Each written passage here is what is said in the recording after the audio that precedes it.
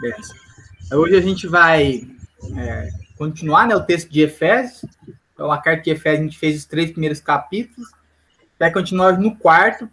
Eu fiz um recorte, se vocês olharem no que eu coloquei lá no grupo, né? Que eu coloquei que a gente vai... A dona Aida tá entrando. O cara tá dentro.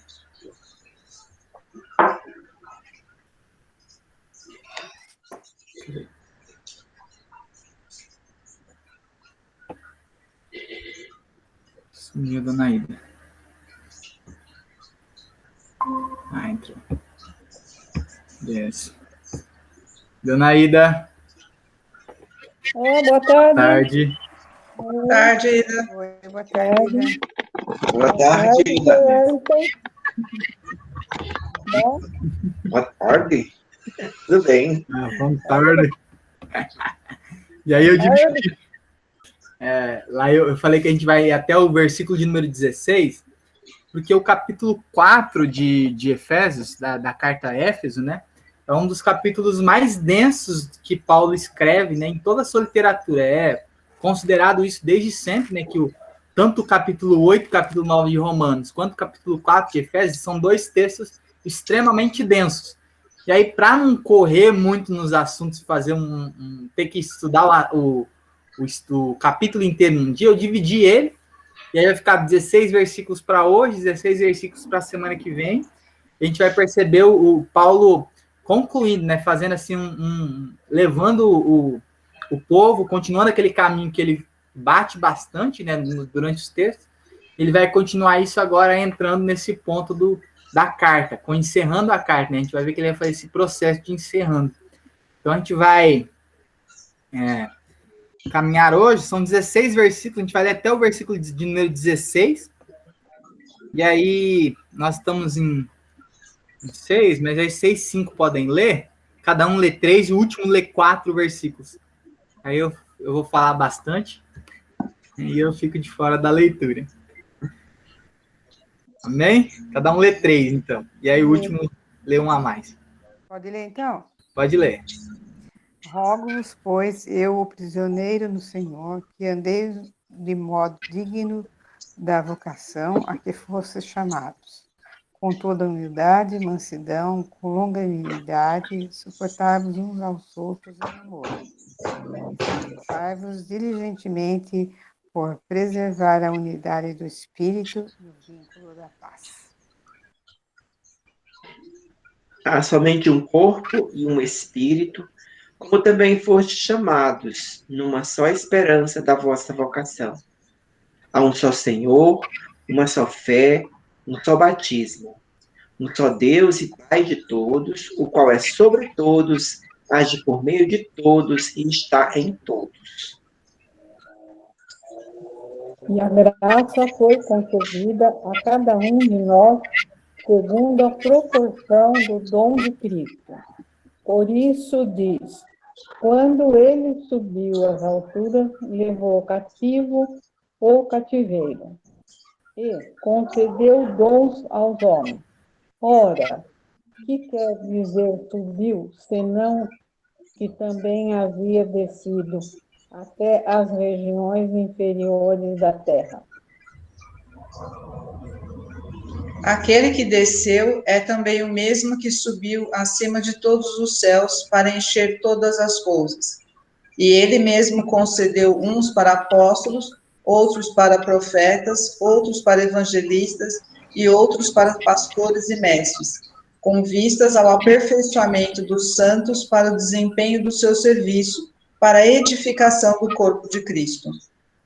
Até que todos cheguemos à unidade da fé e do pleno conhecimento do Filho de Deus, a perfeita varonilidade, à medida da estatura da plenitude de Cristo, para que não mais sejamos como meninos, agitados de um lado para o outro e levados ao redor por todo o vento de doutrina, pela artimanha dos homens, pela astúcia com que induzem ao erro.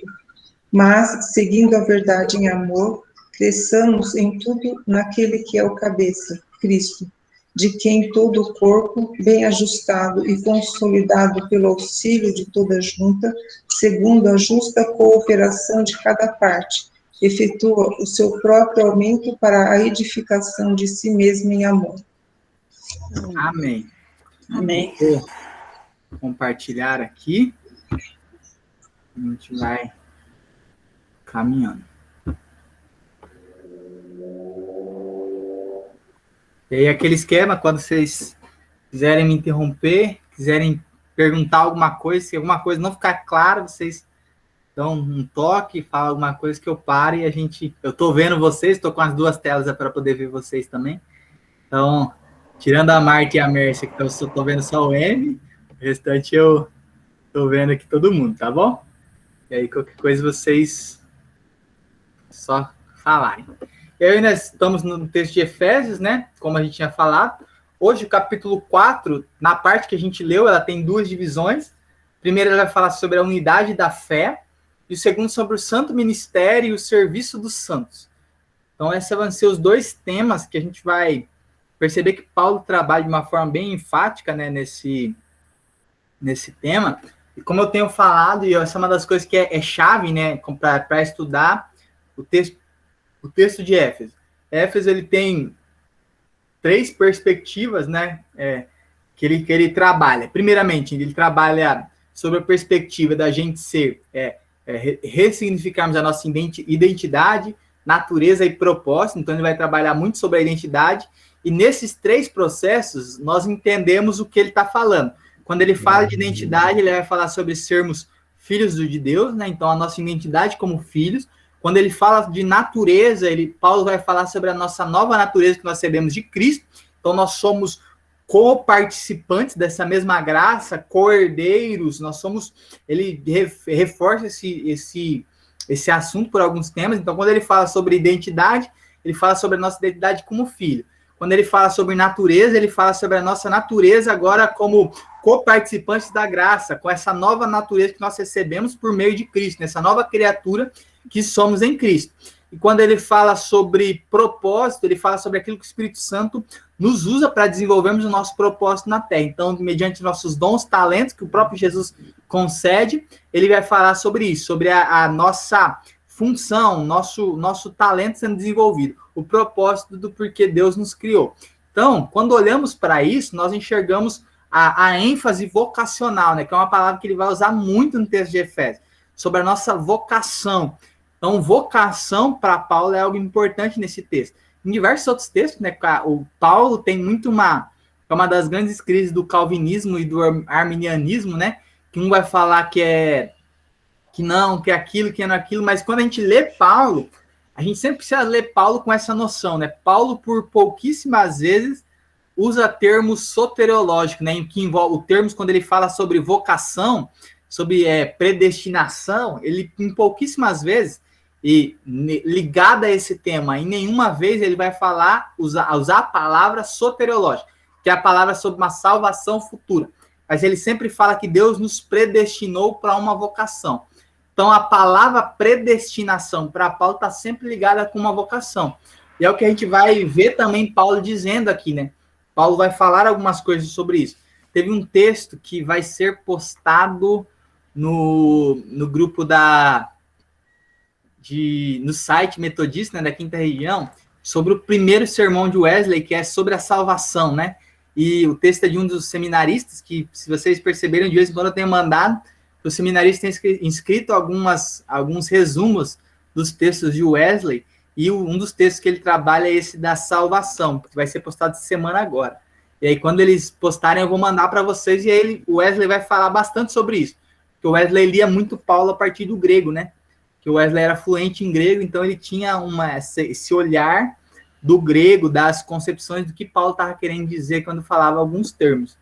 E hoje a gente vai começar tendo essa ideia do que Paulo estava falando. A gente vai começar a entender um pouquinho mais sobre o que Paulo estava levando à igreja. Se a gente lembrar, ele encerra o 3º capítulo falando, olha, que vocês possam crescer em toda a altura, largura, comprimento e profundidade. Então, ele começa a levar o povo para esse ambiente mais vinculado, mais enraizado no Senhor, como ele acaba o capítulo 3, e ele começa o capítulo 4 declarando isso, olha, por isso eu, prisioneiro do Senhor, se vocês olharem ou lembrarem, semana passada ele começa o capítulo 3 com essa mesma declaração.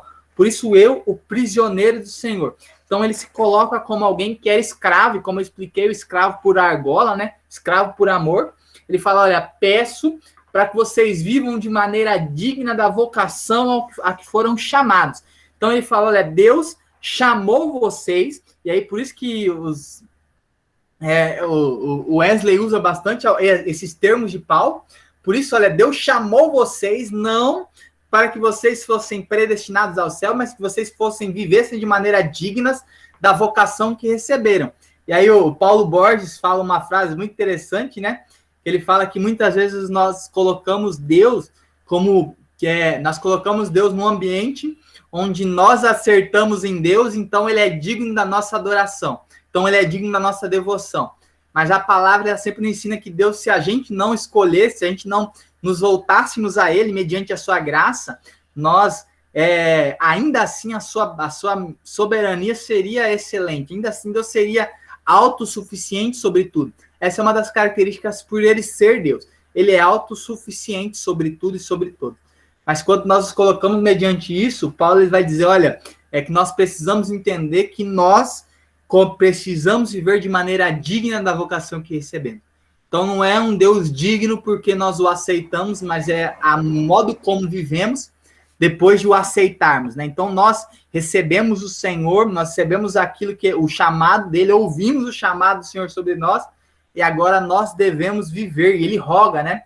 Essa palavra eu coloquei na NAA, né? Que é... O Cléo tá falando que o Guará continua internado, depois a gente ora no final por isso, mas a gente olha para isso, e aí, por muitas vezes, ele é o mesmo termo que ele diz lá em Romanos 12, 2, quando ele fala, Romanos 12, 1, quando ele fala, rogo-vos, pois, que entregueis o vosso corpo como sacrifício vivo. Então, não é um pedido simplesmente, eu coloquei na versão NAA, mas não é simplesmente, olha, se você puder, se você quiser, você faz aí. O rogo-lhes tem um peso, né? Esse pedido de Paulo tem um peso de invocação, né? Tem um peso de quase um mandato. Então ele fala, rogo-vos, pois, que vocês vivam de maneira digna da vocação para a quais foram chamados. Então nós temos isso sobre nós. Eles foram chamados para algo e precisam viver de maneira digna para que foram chamados, né? Então é aquele ponto onde nós, como cristãos, que eu sempre toco nesse ponto, né? Nós, como cristãos, basicamente precisamos viver de maneira ética. Então, nós, como cristãos, mas eu não preciso me conformar ou viver segundo a religiosidade judaica ou até cristã de hoje em dia. Exatamente, você não precisa se conformar a isso, você está liberto disso, graças a Deus. Mas você, como cristão, precisa ser padrão de ética e moral. Você, como cristão, precisa ser padrão de moralidade. Então, quando a gente olha para isso, Paulo está falando, olha, rogo-vos, pois, que vocês vivam de maneira digna da vocação que foram chamados. Então, nós somos chamados para uma vocação e nós precisamos viver de maneira digna. E ele vai falar, usando esse termo, ele fala, olha, com toda a humildade, mansidão, com longanimidade, suportando uns aos outros em amor. Então ele fala, olha, tendo em vista essa maneira digna de vivermos, tenhamos humildade, mansidão, longanimidade, que é um ânimo longo, essa palavra grande, né? Mas é exatamente isso, até você falar ela, você já acalmou, né? Então tem um ânimo longo, você não está aquém da situação, não, você tem um ânimo longo, que é o que significa essa palavra, e sendo suporte um ao outro em amor. Não é vivermos de qualquer jeito, mas com tudo que Deus colocou em nós, por meio do seu Espírito, vivemos como suportes uns dos outros. Suportar, e aí eu acho uma coisa interessante para a gente dar uma pausa e entender isso. O verbo grego para essa palavra, suportar, não é aguentar o outro, ou aturar o outro. Né? Tem muita gente que olha para esse texto e fala, olha para a esposa, olha para aquele amigo chato, aquela pessoa, não, eu tô te suportando, você é minha cruz, né? Que eu tenho que suportar em amor. E aí a gente não entende o que esse verbo quer dizer. O suportar desse verbo grego significa entregar tudo que me foi dado para a formação do outro. é um verbo que descreve o que faremos de tudo para que o outro seja gerado. Ofereçamos tudo para que o outro seja formado. Então, a palavra suportar, ela é uma palavra que no inglês, né?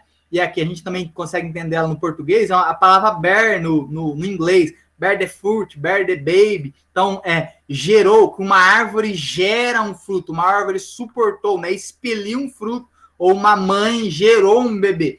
Essa é a palavra que no grego significa suportar em amor. Então, quando a palavra usa suportar em amor, ela está dizendo, olha, você, como cristão, vivendo com tudo isso de maneira digna, você vai suportar, ser o suporte para que o outro seja projetado, ser o suporte para que o outro seja gerado, ser o suporte para que o outro seja elevado, né, na sua vocação. E isso tudo em amor. Então, o texto muda um pouco da nossa concepção quando a gente olha no original, né? O verbo grego, suportar aqui, talvez poderia ser traduzido, né? Para que uma palavra que a gente puder entender mais facilmente, poderia ser traduzido por, olha, e sendo cooperador do outro em amor, ou projetador do outro em amor, ou alguém que eleva o outro, formador do outro em amor. Então, é esse o sentido da palavra. Ele está dizendo, olha, você precisa ser aquele que, as pessoas que se aproximam de você, você é o suporte para que ela seja projetada. Você é aquele que se coloca, você é aquele que segura para que ela seja impulsionada. Então, você impulsiona os outros em amor para que os outros cumpram a sua vocação. Amém? Alguma pergunta, consideração? Todos entenderam? Uhum. Alguma dúvida? Benção, então. Então, é isso que esse verbo está querendo dizer. E ele vai falar, olha, fazendo tudo para preservar a unidade do Espírito pelo vínculo da paz. Então, ele vai separar, ele diz, olha, por conta disso tudo, precisamos fazer de tudo para nos mantermos preservados no Espírito da unidade. Porque tudo o que é do Espírito tem resistência da nossa carne. Eu já falei isso por algumas vezes, né? Eu sempre gosto de reforçar, o Espírito milita contra a carne. E nos relacionarmos com pessoas, ser suportes para os outros, ser manso, ser longânimo, ser humilde, em relação aos outros, sempre vai ter resistência, né, do nosso próprio corpo. Nosso próprio corpo vai, em muitos momentos, resistir a isso, porque ele não quer, né? A gente tem os nossos ânimos que às vezes falam, não, olha, isso daqui não dá para eu aguentar. Mas o texto vai falar que a gente precisa ser suporte, né? E aí ele fala, fazendo de tudo para nos mantermos preservados no Espírito na unidade. Não existe nada que a gente precisa se esforçar mais, né? Mas a gente precisa se esforçar para que sejamos preservados nisso. E unidade é a identidade que precisamos aprender. Como cristãos, não vivemos em uma somas. Então, quando a gente olha, nós não fomos ensinados por Deus a somar as coisas. 1 mais 1 mais 1. Por quê? 1 mais 1 mais 1 mais 1, qualquer hora pode deixar de ser 4 e ser 1 de novo. Ou pode ser 3. Pode mandar alguém embora e ser 3. Mas quando Deus nos ensina sobre o princípio de vivência cristã, ele nos ensina a multiplicar. E multiplicar é muito interessante isso, porque quando você faz uma multiplicação de 1 mais 1 mais 1 mais 1, é sempre 1. Então, a unidade não é caída. Independente do número de quantos somos, quando a gente entende isso, nós estamos multiplicando a nossa vida a ponto de que somos um em todo o tempo. Então, a igreja é a igreja de um. Um Deus que é trino, né? Como a gente sempre gosta de olhar, Deus, ele é um, a pessoa de Deus não muda. Deus, ele é, ao mesmo tempo que ele é trino, ele é uno. Por quê? Porque ele não se difere, ele não se divide. Ele é um, a elevada terceira potência, como diriam os matemáticos, né? Por quê? Porque ele é alguém multiplicado, é o seu ser multiplicado. A expressão pode mudar, mas o da pessoa não, a identidade não. Então, nós precisamos ser assim. A igreja precisa ser a igreja da unidade, né? Onde nós somos, mesmo com as nossas diferenças, nós nos tornamos sempre e somos sempre uns. Então, somos sempre a mesma pessoa, a mesma identidade. Amém? Amém. E aí o texto vai continuar, ele vai dizer, olha, há somente um corpo e há um só espírito, como também há uma só esperança para a qual vocês foram chamados. Há um só Senhor, uma só fé, um só batismo, um só Deus e Pai de todos, o qual é sobre todos, age por meio de todos e está em todos. Quando a gente olha para isso, a gente vê a completude do que Deus está fazendo, né? Deus não é o Deus de individualidades, mas ele é um Deus que em todo lugar ele se manifesta. A manifestação de Deus, ela é eterna, até por isso Deus não pode se colocar como injusto no sentido da evangelização, da graça dele, que a graça dele alcança todas as pessoas. E ao alcançar a todas as pessoas, como o texto de Salmo 19 diz, olha, a criação manifesta a glória de Deus. Então a glória de Deus está espalhada, a presença de Deus está espalhada. Por isso que nós somos em todo o tempo aconchegados com essa oportunidade, né, de sermos achados por Deus, mesmo que nós ainda éramos desgarrados, né? Então Deus ele nos aceita por isso. Nós temos essa graça sobre nós. Quando a gente olha para isso, nós entendemos o que Deus vai nos dizer, né? Que nós somos em todo o tempo essa família de Deus, esse aconchego de Deus. Deus ele é um e nós precisamos sempre estar nessa unidade de Deus, que Deus nos expressa em todo momento. Amém? Alguma consideração? Não, está bem para entender. Porque, digamos, essa unidade de Deus, né, é a razão para que a igreja também seja uma, né, pastor? Sim. O senhor vê o chamado, a vocação, a fé, é só um, o batismo é só um. Então, essa unidade a igreja, como sendo de Deus, tem que manifestar. Né? Sendo ela de Deus, ela deve manifestar isso, como parte da sua própria natureza. Sim, exatamente. É essa manifestação, né? Nós, como... Minha imagem deu uma sumidinha aqui, mas já voltou. Como filhos de Deus, nós precisamos manifestar isso. A igreja, ela não é... Isso é o grande ponto da igreja. Nós não somos uma igreja dividida. E aí, por isso que o texto esforça-se nisso. Por quê? Porque, como igreja, a igreja deveria ser o corpo onde Cristo multiplica, né? E aí, quando a gente entrega algo, oferece algo para alguém, nós não estamos dividindo algo, mas nós estamos potencializando esse algo para que esse algo frutifique na vida de outra pessoa também. Então, quando eu sempre gosto de usar esse exemplo, quando a gente pega um pão que nós temos e nós compartilhamos com o irmão nosso, nós não estamos dividindo, mas nós estamos potencializando esse alimento para que nós dois estejamos satisfeitos. Então, não é o pão simplesmente por ser dividido e eu estou perdendo uma parte. É o pão que eu estou entregando para que os dois estejam satisfeitos. Então, essa é a identidade de Jesus. É uma identidade onde nós caminhamos para que o que nós temos seja multiplicado na vida do nosso irmão. Amém? E aí essa é a primeira parte do texto que ele vai trabalhar sobre a unidade. Alguém tem mais alguma consideração? Perguntas, dúvidas sobre isso? Que aí ele vai entrar para a segunda parte, né, desse ponto, que ele vai falar assim, ó, olha, a unidade, e aí é o que eu coloquei nela em cima, né, a unidade da fé é o princípio salvífico da Igreja de Cristo. Somos chamados para a comunhão.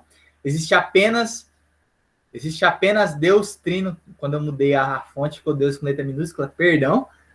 É Deus Trino, que é soberano Senhor sobre tudo e sobre todos, e a sua igreja não pode viver de forma diferente desse princípio. Nessa perspectiva, uma única identidade como cristãos, sermos o corpo único que Cristo, não um corpo somado, dividido ou diminuído, mas somente a igreja potencializada de Cristo. Esse é o nosso chamado como cristão. Nós estamos aqui para que em todo tempo Deus, por meio de nós, potencialize a sua missão, potencialize a sua obra. Nós alcancemos os outros também. E aí ele vai passar para o segundo ponto da formação da igreja, que ele vai falar o santo ministério e o serviço dos santos. Que é um texto talvez nós conhecemos até mais, né? Esse texto de Efésios ele é bem conhecido, mas essa parte ele é um pouco mais conhecida, esse meio. Ele vai falar, olha, a graça que foi concedida a cada um de nós segundo a medida do dom de Cristo. Paulo deixa claro que não existe membro incapacitado ou sem a graça ou os dons e talentos de Deus. Na dinâmica do corpo, todos temos um talento derramado pelo próprio Deus sobre nós. E aí o texto vai dizer, por isso diz, quando ele subiu às alturas, levou cativos e concedeu dons aos homens.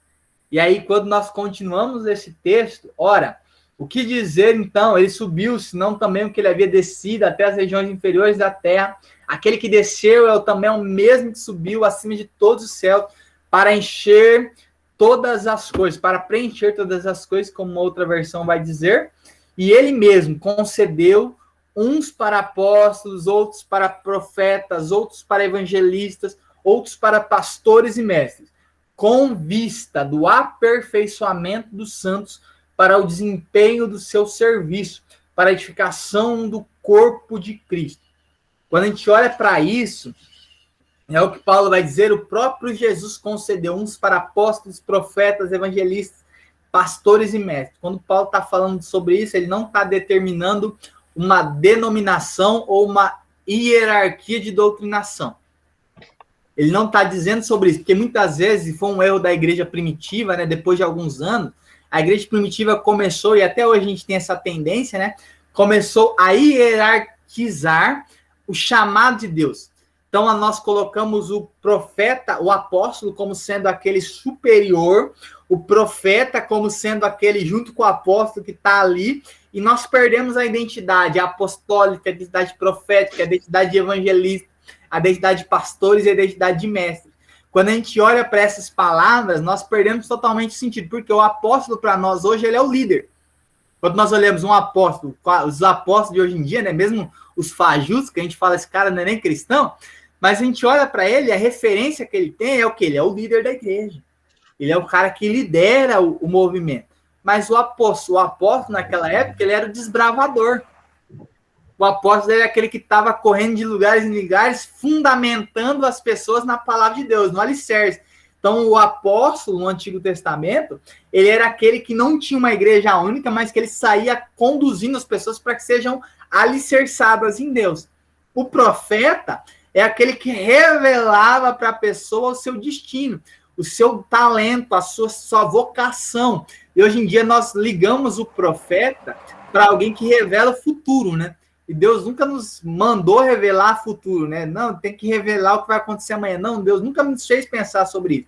Mas ele sempre quis que os profetas revelassem a nossa identidade, a nossa vocação. E o que a gente tem hoje? Nós temos uma geração, e eu fui fruto dessa geração, uma geração que não sabe o que quer ser na vida, uma geração sem identidade, que perdeu a identidade de Cristo sobre si. Então, nós temos uma geração de pessoas que vivem, às vezes, 40, 50 anos e não sabem o que são em Deus.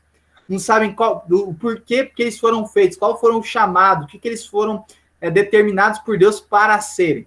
E aí nós temos o evangelista. Evangelista, biblicamente falando, essa palavra aparece 2 vezes, além desse texto de Éfeso, aparece mais 2, e ela não determina alguém que é o cara que fica saindo de um lugar para o outro. Mesmo a gente vendo que Filipe vai por 2 ou 3 ambientes, mas quando destaca que Filipe é o evangelista, em Atos, fala que Filipe, como evangelista, ficava dentro da igreja, impulsionando a igreja a não perder a sua vocação.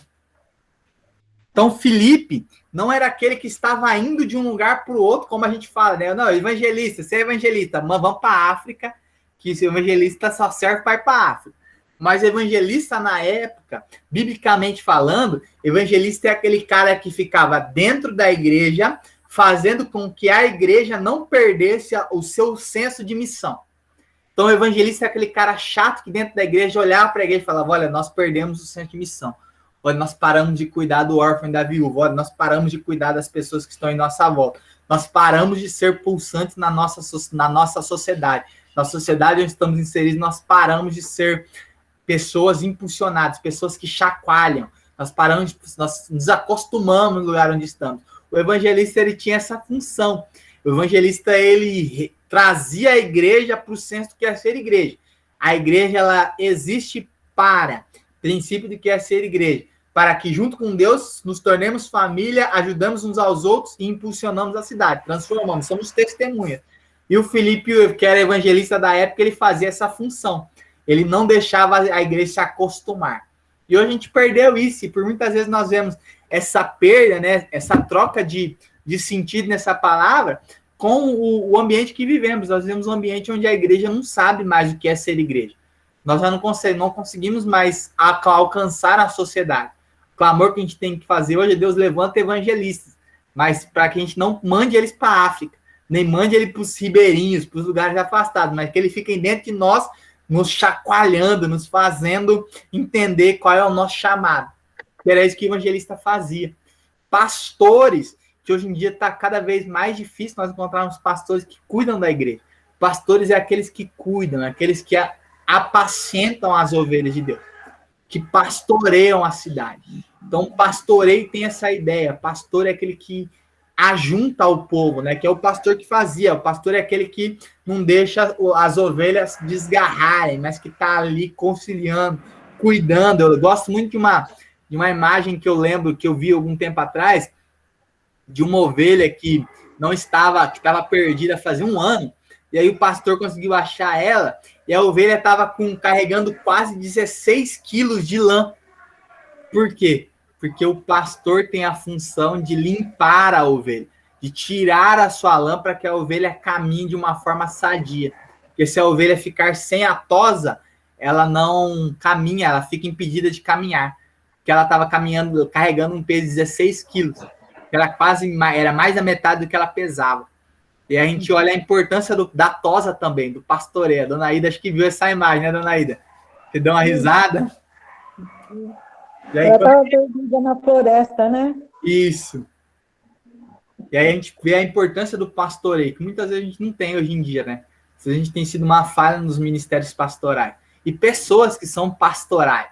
Que eu falo isso, a gente precisa entender que pastoreio não é ministério, não é simplesmente uma vocação de quem não tem o título. Pastoreio não é título, porque tem muitos pastores que não são pastores e têm o título. Pastoreio não é título, pastoreio é vocação de Deus. Então Deus concedeu pessoas para pastorearem sem nunca terem o título, mas pessoas que pastoreiam, que cuidam um dos outros.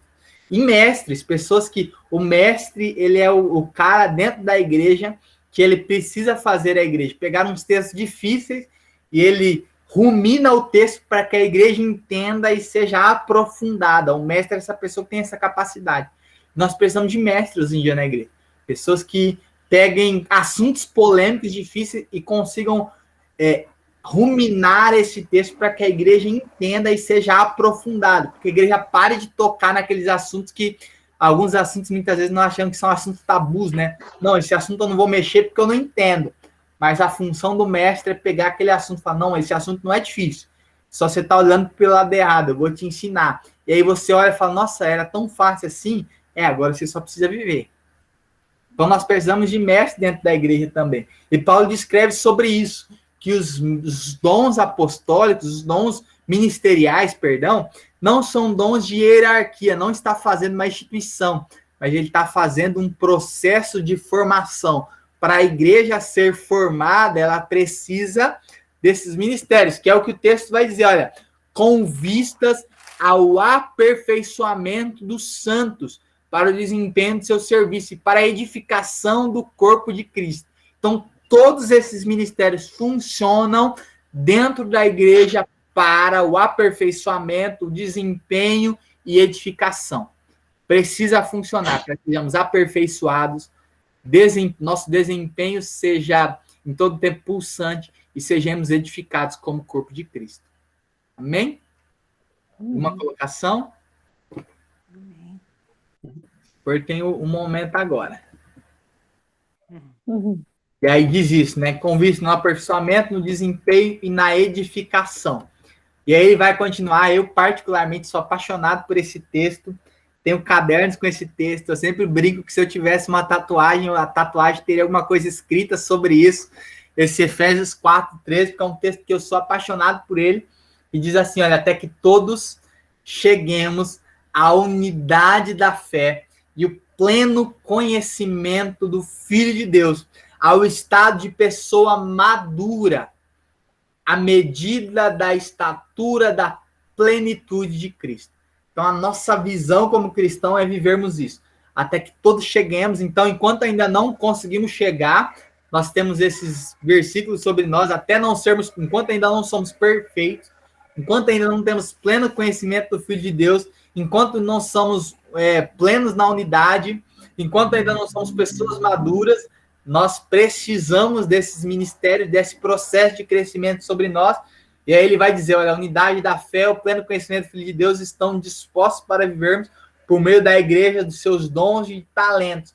Devemos buscar sermos maduros. E eu sempre falo isso quando eu olho para esse texto, a nossa medida, né? O nosso crivo, o nosso nível de olhar nunca é um ser humano, nunca é nós mesmos, nunca é a nossa própria medida. Então, nós nunca podemos olhar para alguém, eu particularmente, não poderia olhar nunca para alguns referenciais de fé como sentido limitador, tipo, olhar para, eu particularmente, olhar para um Luciano Subirá da vida, um Paulo Borges como pastores referenciais para mim, um Leandro Vieira, falar, nossa, aquele é o meu limite. Não, o meu limite, o meu objetivo como cristão é sempre alcançar a plena estatura de Cristo.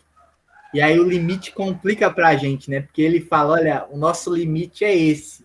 E a gente fala, Deus, a gente vai viver a vida inteira tentando alcançar, não vai alcançar, amém. Esse é o objetivo. Então, o objetivo é onde nós, em todo tempo, somos maduros e não paramos de ser maduros cada dia mais.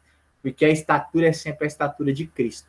É sempre a medida de Cristo. Não existe apatia no meio cristão. Então, independente da sua idade, independente do tanto que você já cresceu, do tanto que você já viveu de igreja, ainda tem muito para crescer. Por quê? Porque a estatura é a plena estatura de Cristo. E qualquer um de nós, quando olhamos para Cristo, nós somos ainda muito meninos. Nós somos ainda muito inferiorizados, porque Cristo é soberano sobre tudo. Então, quando a gente olha para isso, é essa estatura que a gente tem que buscar. A plena estatura de Cristo sobre nós. Pastor, pode falar. Assim, o senhor falando a respeito de pessoas que eu vejo assim, aparentemente tem uma maturidade muito grande e tudo, e a gente não deve olhar esses modelos como pessoas inspiradoras, mas o nosso alvo mesmo é a estatura de Cristo.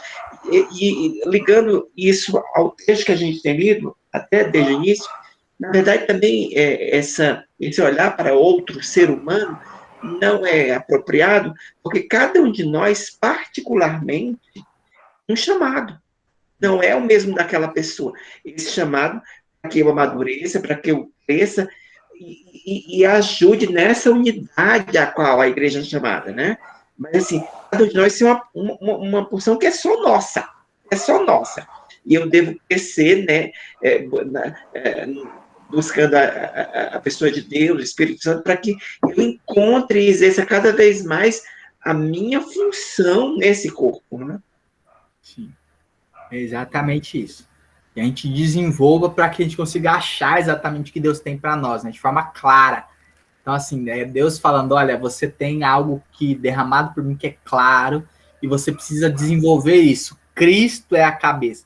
E quando o texto vai dizer que Cristo é a cabeça, ele vai encerrar dizendo isso, no versículo 15, se eu não me engano, ele está olhando para a gente, e no nosso corpo físico, nós já sabemos disso, né? Tudo que fazemos, todo o movimento que acontece, toda a função que desenvolvemos é por causa da nossa cabeça. Então, nosso cérebro envia os estímulos para que a gente possa viver. Então, não existe vida sem cabeça. Não existe vida sem a nossa cabeça. E quando nós olhamos para isso, o texto está falando exatamente isso. Que Cristo, ele é sobre nós, ele é o nosso alvo. Por quê? Porque ele sabe como nos movimentar e como movimentar a sua igreja.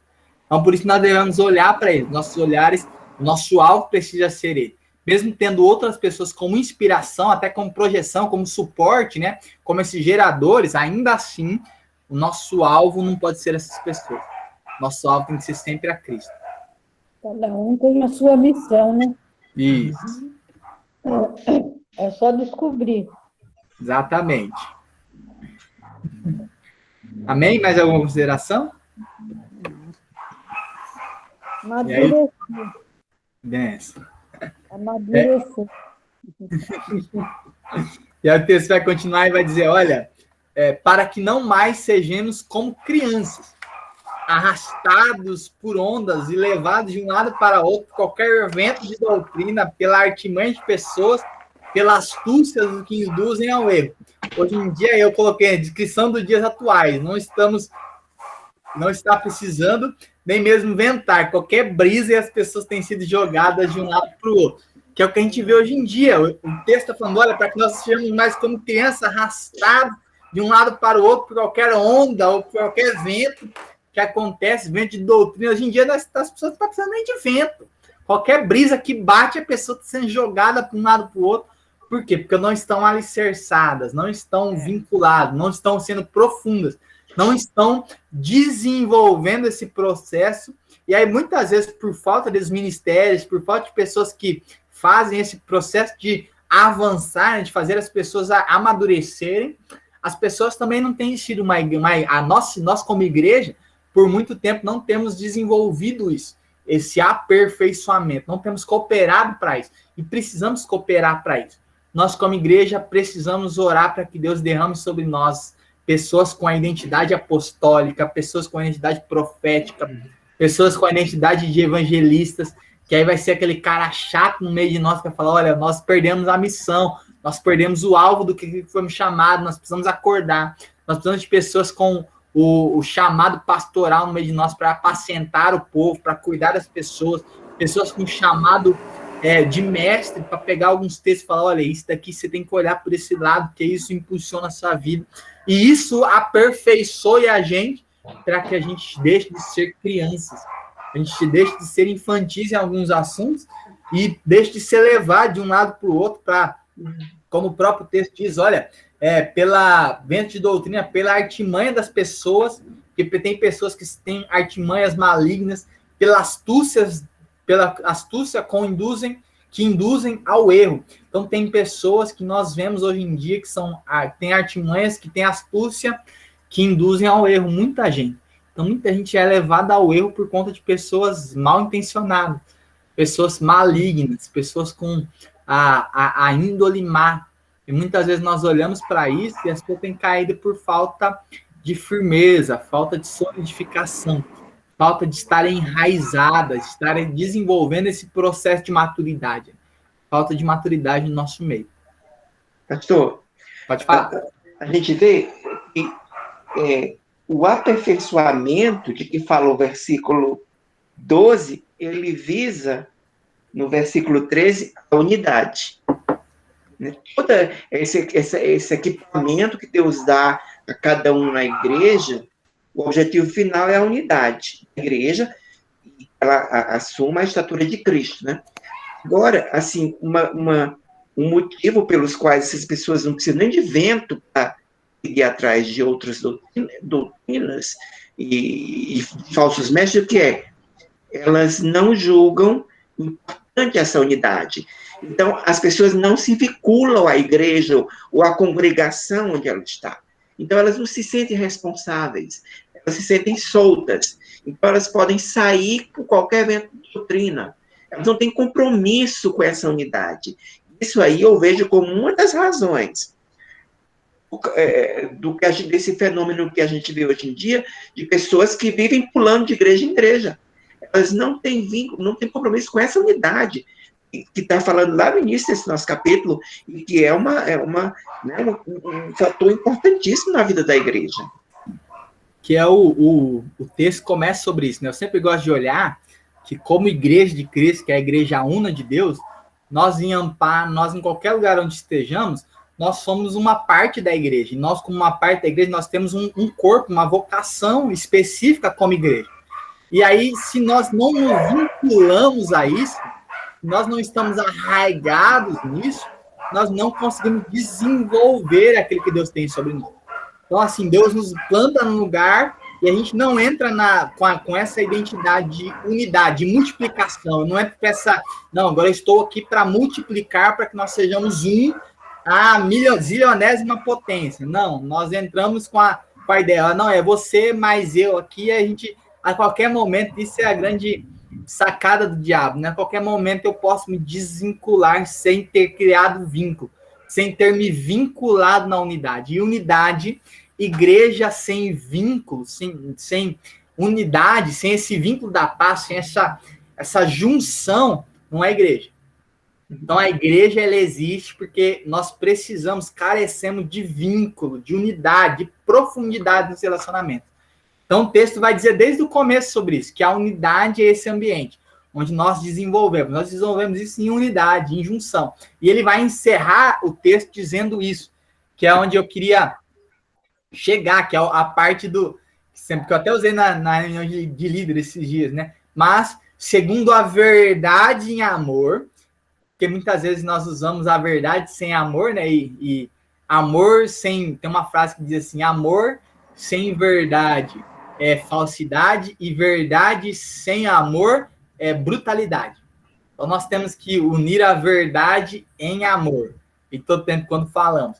Para que, seguindo a verdade em amor, cresçamos em tudo naquele que é a cabeça, do qual todo o corpo, bem ajustado, consolidado pelo auxílio de todas as juntas, segundo a justa cooperação de cada parte, efetua o seu próprio crescimento para a edificação de si mesmo em amor. Então, o texto vai dizer que o próprio corpo de Deus, segundo a junção do Espírito, segundo a ordem de Cristo, que é a cabeça, ele próprio, bem ajustado, consolidado pelo auxílio de todas as juntas, segundo a justa cooperação, a cooperação justa, né? A cooperação de todos, de cada parte, efetua o seu próprio crescimento para a edificação de si mesmo, meu amor.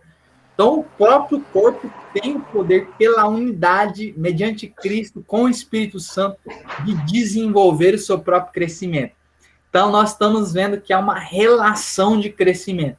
Nós, juntos com os outros, que é o que o texto começa dizendo, nós estamos desenvolvendo uns aos outros pelos nossos jeitos, pelas nossas características, pelos nossos talentos, nós estamos impulsionando uns aos outros para que juntos possamos crescer. Então, o texto ele vai falar sobre isso, sobre essa união cristã. Nós, como cristãos, temos esse objetivo, desenvolvermos, crescermos como cristãos, sermos maduros, para que nós não sejamos jogados por qualquer vento de doutrina, mas que sejamos solidificados e que possamos cumprir a nossa missão, possamos cumprir aquilo que Deus tem para nós. Muitas vezes nós não estamos alicerçados, por isso também não cumprimos. Por isso também não conseguimos enxergar o que Deus tem colocado de forma clara e falado, olha, é isso que vocês têm que viver. Mas isso, quando nós estamos com esse entendimento, nós vivemos isso, viveremos isso. Esse é o objetivo de Deus para nós, né? Vivermos tudo que Ele tem sobre nós e através de nós também. Amém? Amém. Amém. Considerações? No começo eu queria falar uma coisa, mas deixei passar, mas eu vou falar agora. Faz parte do todo desse texto, né? Quando ele diz, o versículo 1, rogo-vos que andeis de modo digno da vocação a que foste chamado. Eu tomo a liberdade de achar que esse modo digno não se refere tanto até a uma vida moral, mas o modo digno é vivenciar essa unidade que ele fala logo a seguir. Não estou dizendo que o cristão pode viver uma vida imoral, mas a minha ênfase da dignidade do modo de vida cristã, nesse texto, é essa. A dignidade se vive na vida cristã na unidade. A vocação cristã, ela só é digna quando você tem esse espírito de andar em humildade, mansidão, longanimidade, suportando-vos uns aos outros, se esforçando para manter o vínculo. Esse é o modo digno de andar do cristão. Ele pode ser até uma pessoa perfeita, moralmente, mas se ele não luta para viver dessa forma, ele está vivendo a vida cristã indigna. E assim, eu vejo dessa forma. Isso. Marta, Mércia? Só uma questão que eu lembrei, quando o Wellington estava falando das pessoas que ficam pulando de igreja em igreja, as pessoas que não criam um vínculo, né? Então, está numa igreja hoje, amanhã já está em outra, então não cria esse vínculo de unidade, essa raiz. O que é preocupante nesse pula-pula, digamos assim, é o número de igrejas que tem surgido.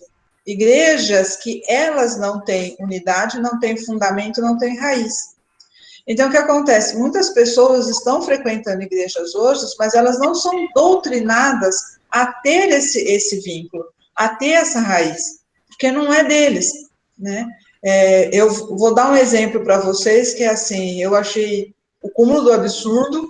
Eu estava conversando com a Mércia essa semana sobre isso, que eu descobri que na Argentina tem uma igreja, Igreja Cristã Marodiana. E assim, é uma igreja que para você ser membro dela, basta você se declarar fã do Maradona. E aí, o que eles têm no altar deles? Uma bola, que é uma réplica de uma bola que o Maradona fez um gol em uma das Copas, lá na época que ele jogava pela seleção da Argentina.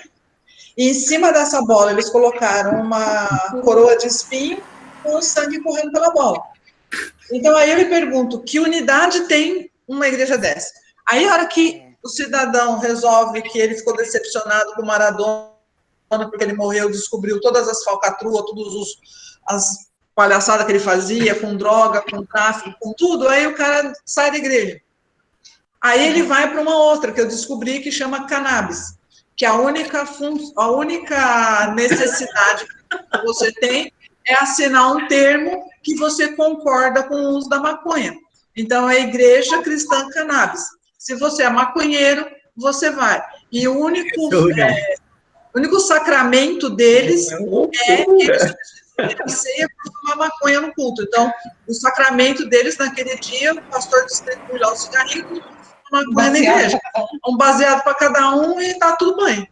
Então, assim, surge cada igreja absurda que as pessoas realmente vão pulando de uma para outra. Porque dificilmente você, não que não exista, mas você pode ver, é muito difícil você ver um pula-pula entre, assim, a metodista, a batista, a luterana, a presbiteriana. Existe, não vou dizer que as pessoas não saiam dessas igrejas e vão para outras, acontece. Mas esse giro todo que é dado, normalmente esse pula-pula vai nessas igrejas novas, essas igrejas loucas que tem por aí. Porque eles não estão pregando unidade, eles não estão pregando Cristo como cabeça, entendeu? Então, assim, uma igreja quem manda é o Maradona, na outra igreja quem manda é a maconha, e assim, Cristo é um mero detalhe. E tem muitas, né? Unidade.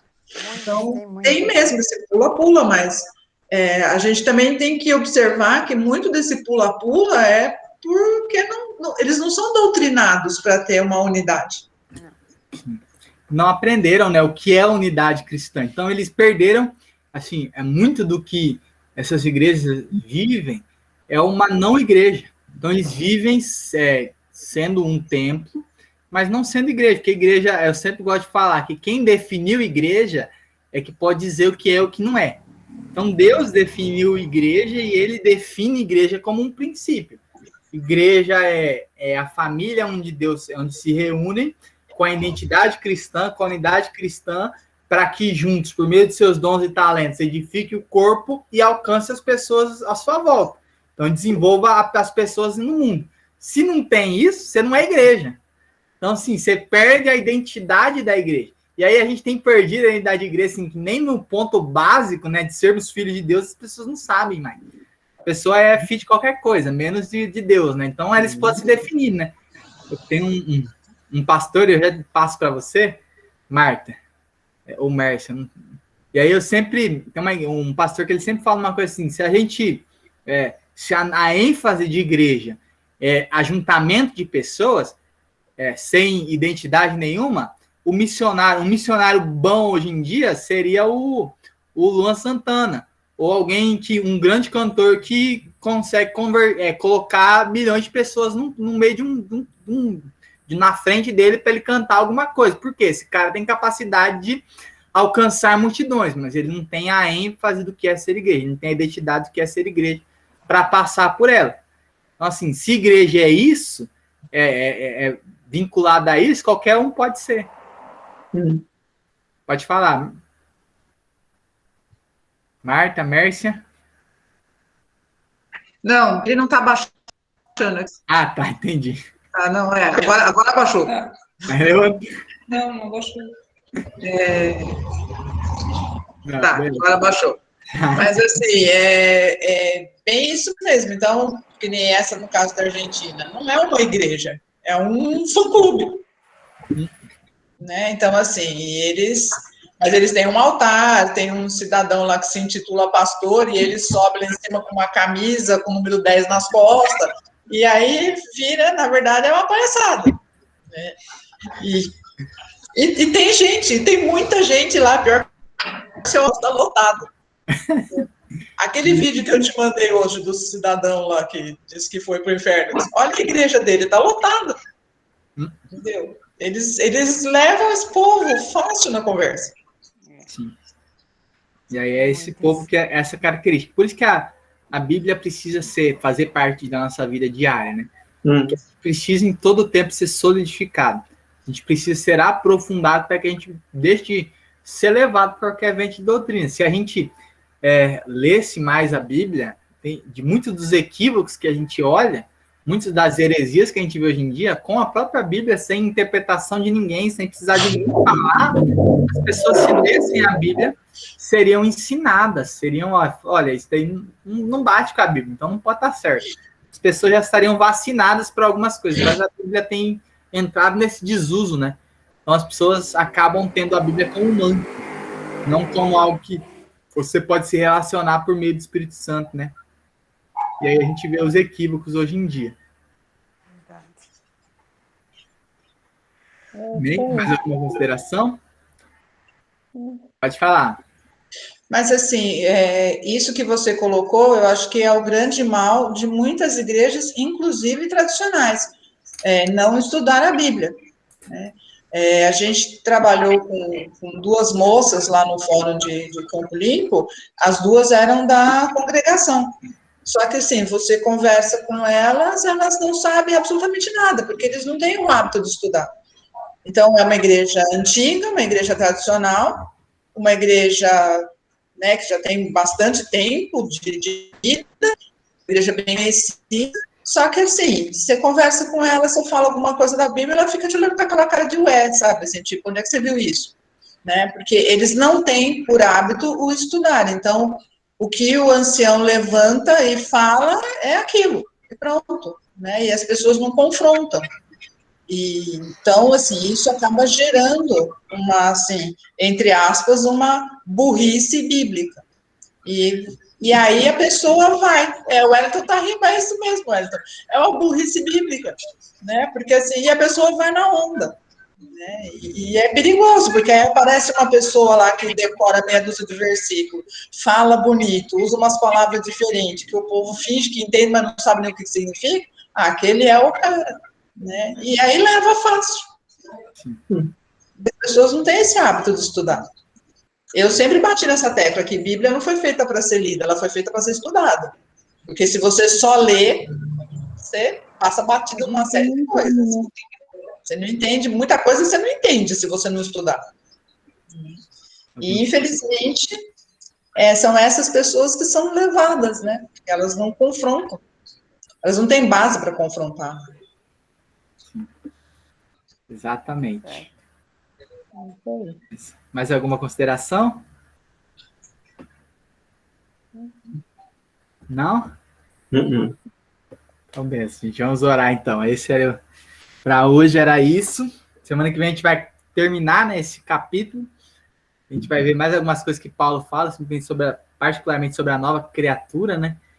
Mas essa ênfase é importante a gente entender, né? Que nós precisamos desenvolver e crescer para que não sejamos levados.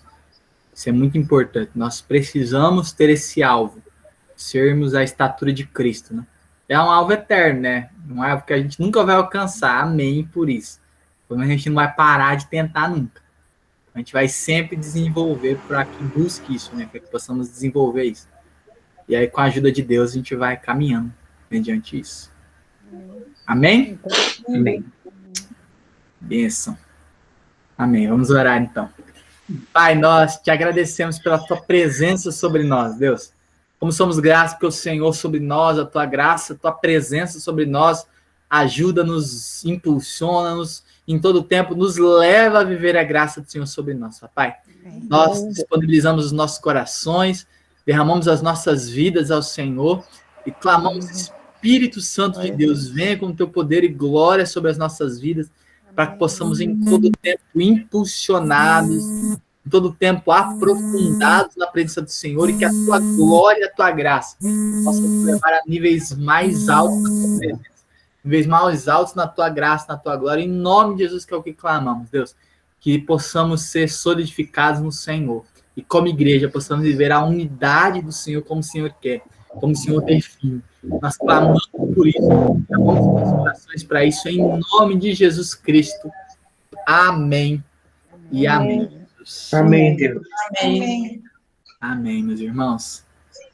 Deus nos abençoe.